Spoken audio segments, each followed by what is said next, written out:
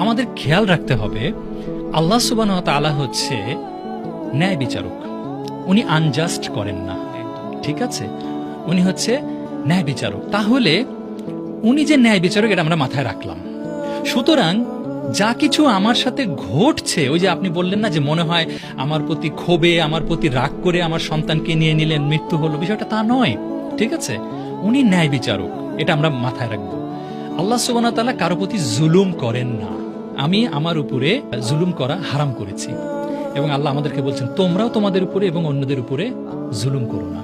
আল্লাহ সুবহানাহু ওয়া তাআলা আরো বলছেন যে তিনি মানে যাররা পরিমাণ জুলুমও কারো প্রতি করেন না, বরং ওই আয়াতে আল্লাহ বলছেন বরং যে ভালো কাজ করে তার রিওয়ার্ড আমি দ্বিগুণ করে দিই, ঠিক আছে? আচ্ছা, তাহলে আমরা মনে রাখলাম যে আল্লাহ সুবহানাহু ওয়া তাআলা জুলুম করেন না, এটা আমাদের সর্বক্ষণ আমরা মনে রাখবো। তাহলে যা ঘটনাই আমার সাথে ঘটছে, এটা আল্লাহ সুবহানাহু ওয়া তাআলা আমার প্রতি জুলুম করছেন না।